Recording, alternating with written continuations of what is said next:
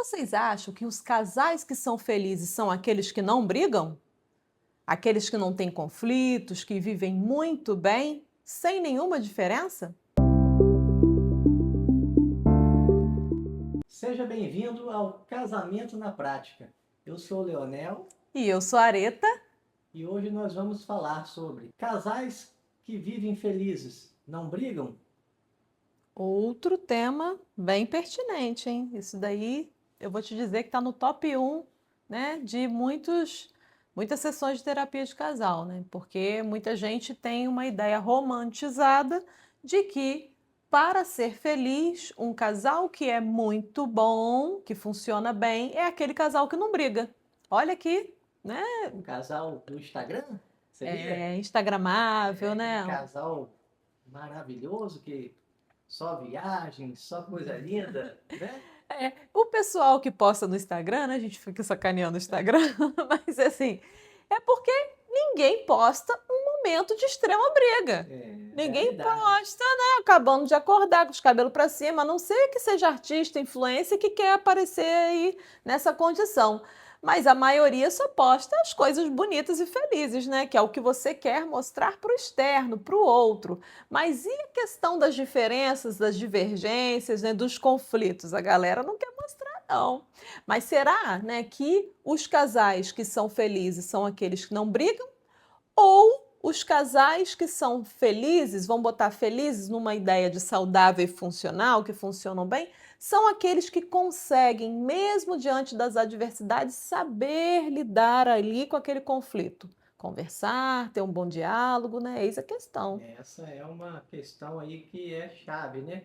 Porque todo relacionamento tem seus conflitos, tem suas dificuldades, tem seus altos e baixos, né? Mas o importante é como você vai conduzir, né, esse conflito, né? Como você vai é, resolver, né? E isso é o mais importante do relacionamento, é você saber gerir esses conflitos que surgem no dia a dia, com a família, né?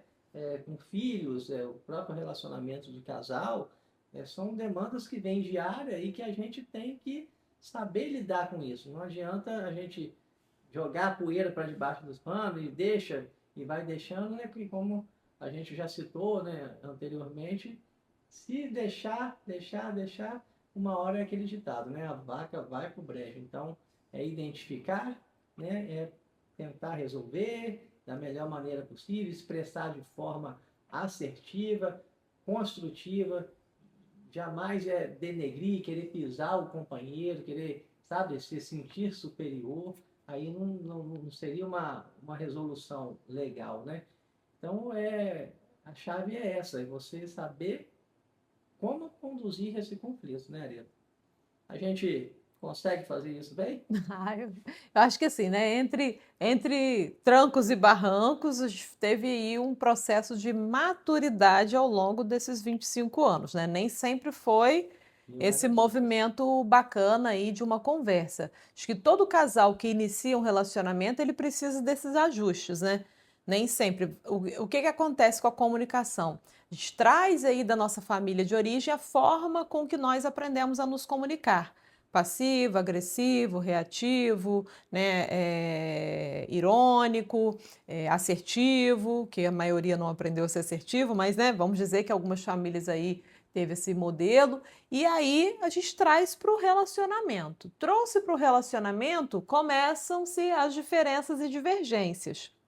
Então, não tem um relacionamento que não tenha conflitos, diferenças e divergências. O que eu mais escuto nas sessões de terapia a gente briga muito, a gente tem muitas diferenças, a gente não se entende, a gente tem as nossas, né, questões que não temos afinidades. Então, isso daí não é o problema. As pessoas acreditam que seja o problema ter conflito e brigar, mas não é o problema. O problema é exatamente a palavrinha que você usou mais cedo, a condução disso. A forma com que eu conduzo os meus conflitos, a forma com que eu lido com as minhas questões é que vai fazer toda a diferença. E isso daí, gente, a gente está aqui falando de relacionamento, de casamento, mas isso serve para qualquer ambiente, sabe, Dana? Seja no trabalho, seja aí na relação com os amigos, com familiares, seja com o que for. A forma com que eu direciono os meus movimentos, os meus conflitos, vai fazer diferença para a resolução deles. E tem um fato muito interessante que eu acompanho muito nos casais, que é assim: tem muito casal que acredita que na conversa eles vão ter que entrar naquele acordo ali imediato. Se não entra no acordo imediato, para eles não tá, o meu casamento está acabado, a gente não se entende, tudo mais. Nem sempre esse entendimento imediato vai acontecer. Eu tenho minha opinião, você tem a sua, né? Isso tal. O casal que ele, como o Leonel já citou, né, em outros vídeos, é o ping-pong, ele vai lidar com isso de que forma? Ele vai tentar ficar provando a sua própria tese, né? A pessoa fica ali provando. Então, eu que estou certo, você está errado. Ou você está certo e eu estou errado. Enquanto gera isso, fica naquele alguém tem que ganhar e alguém tem que perder. Então, isso aí entra no conflito, entra no ping-pong e não se chega a tese nenhuma, a conclusão nenhuma. Às vezes nem nessa aí eles não entendem que um ganhando e outro perdendo, o casamento, o relacionamento está perdendo. Porque ganha quando os dois, né, ganham, né? Aquela questão do frescobol. Sim, sim. Né? E quando esse casal entende no movimento frescobol que o processo do conflito ele tem que acontecer primeiro, aí seria a condução primeira, numa escuta ativa. O que é a escuta ativa, né? Porque tem que falar assim, eu escuto você. Às vezes não escuta. Eu estou falando aqui. Você está ali no celular. Não é escuta ativa. Ou eu estou falando aqui e você não está no celular, você está olhando para mim. Mas você está pensando no que você tem que responder, no que você tem que argumentar. Não é escutativo. Ou está viajando, né?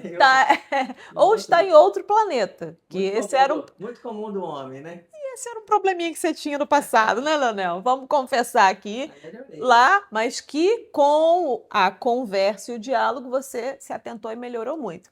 Leonel, eu falava com ele, ele ficava e tal. Aí daqui a pouco, oi? Me respondia 5 horas depois o que eu tinha perguntado há horas atrás, né? E era uma comédia, mas eu morria de raiva, tá, gente? Vou falar a verdade para vocês, isso lá atrás. Hoje em dia não, a gente consegue aí, porque ele sabe da importância disso para mim, porque ele sabe que o tempo de qualidade é a minha linguagem do amor principal, né? Junto com o toque físico. Então, ele busca acertar aí e se esforça bastante, porque ele tem, né, uma tendência a desviar a atenção grande, mas ele se esforça e, né, já vou dizer que está de parabéns aí, nos últimos anos para cá tá excelente, nota 10. Muito obrigado.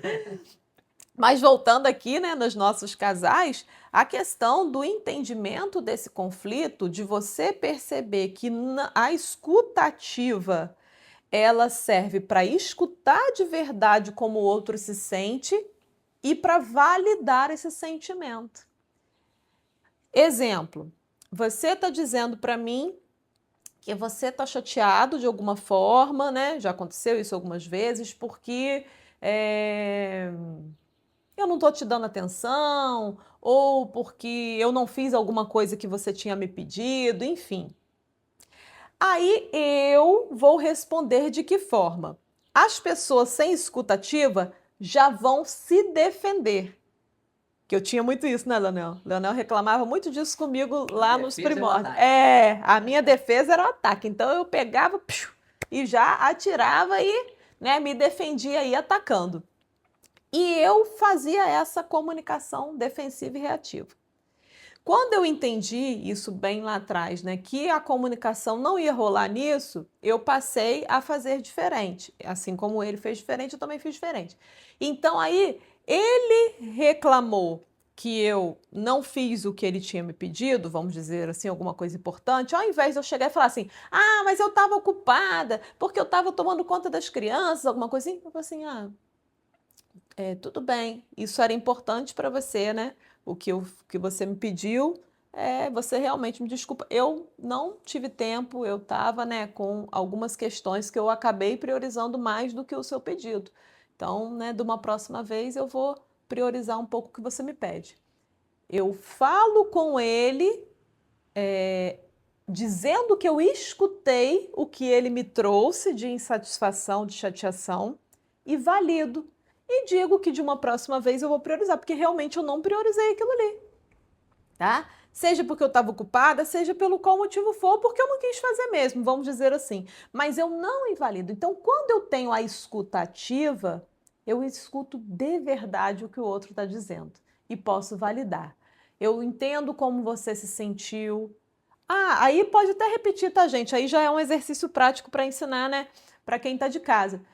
Quando ele diz, ah, eu fiquei chateado com o que você falou, e falou, como que eu devolvo? Olha, você ficou chateado porque eu disse que você estava assim, assado, frito, cozido? Né? Eu percebo que... Porque você repetindo o que a pessoa diz, com os sentimentos que ela trouxe, você está validando. E isso é muito importante, sabe por quê, Leonel? Bate muito numa tecla daquilo que a gente conversa muito sobre a nossa criação, nossos processos, porque nós fomos uma geração, né, de muita invalidação. Nossos pais, nossos avós, nossos bisavós, eles não sabiam, eles nem sequer sabiam que existia o que é validação e invalidação. Essa geração de agora, que é a nossa, que começa a estudar sobre isso e a entender. Então, nós estamos quebrando o ciclo de uma geração enorme e podendo fazer isso e dar exemplo para os nossos filhos para poder, né, consequentemente, evoluir aí e levar isso. Então, quando a gente faz isso, de validar e de escutar ativamente o que o outro traz, é muito importante. Então, percebem que ninguém está vendendo aqui a ideia de que o casal feliz não tem conflitos. A gente pode sim ter conflitos e a gente pode sim ter divergências e diferenças. Mas essa forma de resolver é que tem que ser diferente, ela tem que ser mais humanizada, mais assertiva, né? Isso aí, e expressar, né? Eu acho que a grande. O pulo do gato é esse, é você saber como falar para o seu companheiro e você ir falar. Você demonstrar para ele aquela insatisfação, que você não ficou satisfeito naquele momento, por isso, por aquilo.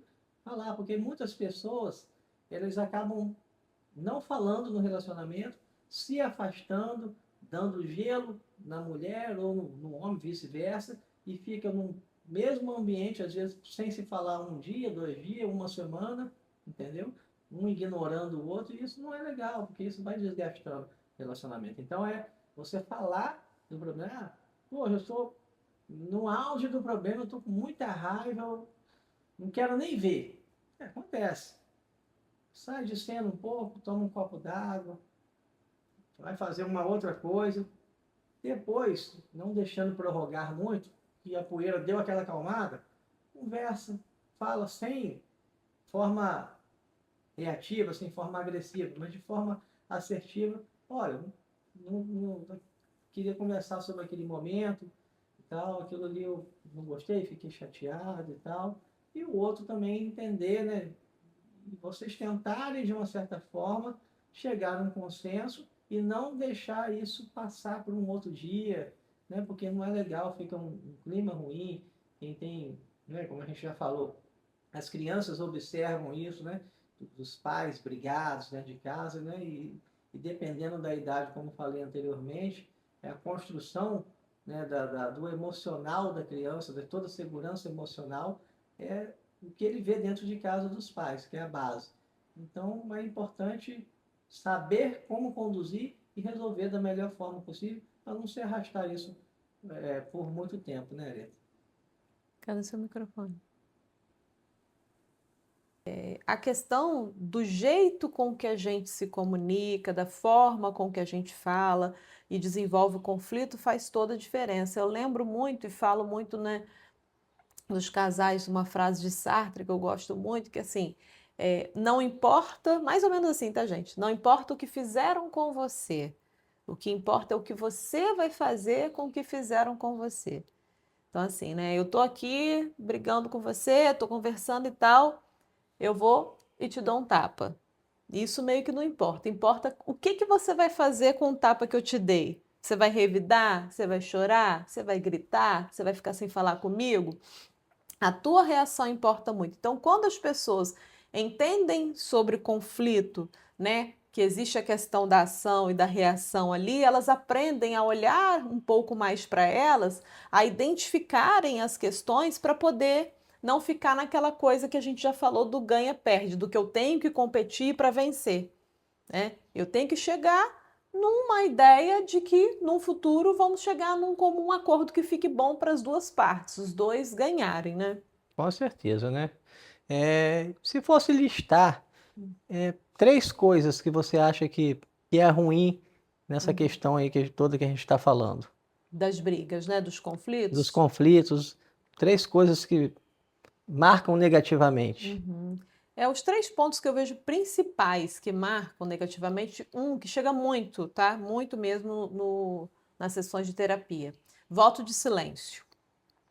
Eu tenho um conflito, tenho uma briga e tal, e aí um dos parceiros, né, eles fazem um voto de silêncio, fica sem se falar durante dias. Isso Ignora, né? nossa, mas isso é terrível, porque se por acaso a pessoa que está recebendo esse voto de silêncio já tiver um gatilho aí de passado de abandono, de rejeição, aí que, né, acaba com tudo. É muito ruim fazer voto de silêncio, você se omite de resolver o problema, não consegue e ele vira uma coisa mais gigantesca ainda do que já era, que às vezes o conflito é desse tamanhinho e vira, né, uma coisa gigante.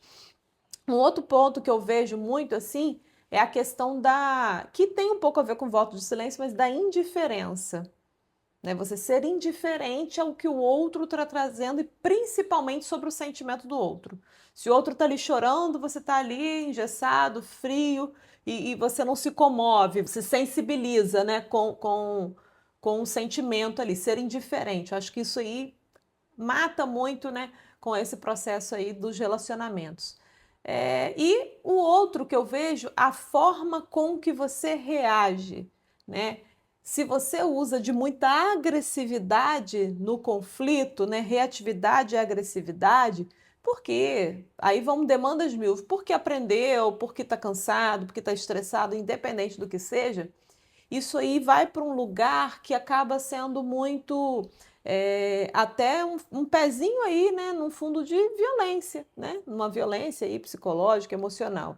Então, assim, se eu sou muito reativo pela desculpa de que eu aprendi e eu não me policio sobre isso, eu posso gerar no outro marcas que são aí, né, que muitas vezes você nem consegue tirar no futuro.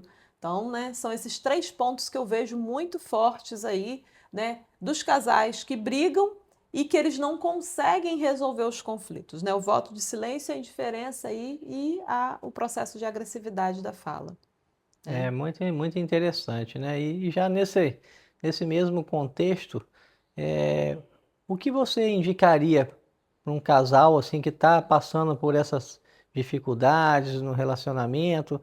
Qual, qual o conselho, o que que a gente pode deixar de exemplo para que eles possam estar tentando fazer diferente, superando essas dificuldades no relacionamento? Acho que assim, né? Eu já falei mais cedo que seria a própria escutativa, né? Quando a pessoa estiver falando do como se sente, se a pessoa estiver falando de alguma questão que esteja incomodando, tá ali querendo desabafar, ouça, mas ouça de verdade, né? Não pense em outras coisas, foque naquilo e veja realmente o que ela está trazendo. Por mais que você não concorde, por mais que não seja uma coisa que faça sentido algum para você inicialmente, mas escute, porque na escuta você traz reflexões que depois podem fazer sentido. Acho que uma outra coisa que eu indico sempre para os meus pacientes, né, são as pausas conscientes. E eu tenho que deixar claro isso aqui, que pausa consciente não é voto de silêncio, né? O que é pausa consciente? Eu estou aqui no meio de um conflito, que eu estou percebendo que não existe acordo algum no momento e que o caminho vai tomando por uma proporção que pode gerar uma agressividade, né? Uma fala que não é legal. Eu dou aquela pausa e falo assim: olha, eu preciso de um tempinho para respirar, de uns minutos, de um momento. Eu não posso continuar essa discussão, você me desculpa. Vou respirar e volto. Que passe 1 minuto, 5, 10, ou até tem gente que precisa de algumas horas, né, para respirar. Mas depois vamos sentar para conversar, né? Porque senão vai virar voto de silêncio, aí não vale. E faça essa pausa, porque eu faço muito analogia, né? Explico da questão do barro. Você falou aí mais cedo do barro, né? Eu falo de esperar o barro secar. Se você vai numa fazenda, tá cheia de barro, aquele barro molhado, você vai com a tua bota bonitinha que você comprou, pisou lá. Se você chega e tenta tirar o barro com a mão, o que que acontece? Vai sujar tudo. Vai sujar tua mão toda, a bota suja mais ainda, que o barro molhado ele suja mais ainda, ele espalha. Agora, você tira a bota com cuidado, deixa ali no cantinho da varanda, espera o barro secar aí por umas horas ou até no outro dia. O que que acontece? Você tem a chance de tirar ele depois em blocos, porque ele endurece e aí você consegue tirar ele com muito mais facilidade. Esperar o barro secar é a pausa consciente. É você entender quando o seu sistema aqui, né, de alarme está ligado, está disparado, poder fazer aí uma respiração, sair daquele ambiente estressor, ir para um outro ambiente, qualquer coisa que te acalme. Tem gente que vai ser respirar, tem gente que vai ser meditar, tem gente que vai ser pegar o travesseiro e gritar, tem gente que vai ser chorar. Qualquer coisa que faça essa pessoa se acalmar, ela vai usar desse recurso para depois vir com mais consciência para a conversa. E aí, quem sabe, chegam num acordo, né? Porque o interessante é você. E isso bate de novo naquela janelinha do quê? Do autoconhecimento. Quando eu me conheço, eu entendo esse termômetro. Eu entendo que eu tô começando a querer explodir e aí eu posso sinalizar para o outro essa pausa consciente. Seria aí, né, a minha dica que eu já faço, né, particularmente, já explico aí para a galerinha daqui de casa para a gente tentar fazer. Leonel não, porque ele, né, nada aborrece ele, né, mas tudo bem. Nem tanto, né? Mas você é mais tranquilo e bem mais É, calmo do que eu, né? E aí, a gente fazendo essa dica aí, vocês fazendo em casa, com certeza vocês vão ter um retorno bom. Até porque, pensando aqui, né, fazendo uma pergunta para o pessoal de casa, Leonel, vocês acham que vocês aí no relacionamento são um casal, né, que não são felizes só porque brigam? Porque às vezes a pessoa pode achar que só porque briga eles não podem ser felizes. E aí, nosso vídeo está mostrando que não é exatamente dessa forma, né? porque não é mar de rosas, né? Todo casal tem seus conflitos e isso faz parte, é super normal, tá? Uhum. E é a forma como a gente conduz que é a grande chave da questão para resolver de uma forma mais célere e deixar o relacionamento mais, vamos dizer, suave, mais light, sem estar muito pesado, né? É verdade, essa palavra pesado faz diferença. É, E se vocês gostaram aí do nosso vídeo de hoje, do conteúdo, né? Se inscreve aí no nosso canal, deixa os comentários, que é super importante. A gente está, né, adorando aí, né, os comentários de vocês nos outros vídeos. A gente está muito curtindo bacana. bastante que vocês têm, junto conosco, né, feito crescer esse projeto. A gente está super empolgados com cada carinho, com cada curtida. Mas não deixa não, vamos, todo vídeo vocês comentem aí que a gente gosta, né, Leonel? Com certeza, isso é importante para a gente estar trazendo mais conteúdos assim bacana e relevante, né, para vocês e ajudando mais e mais casais a encontrar aí o equilíbrio nos seus relacionamentos. Perfeito. Fique com a gente. Até a próxima. Tchau!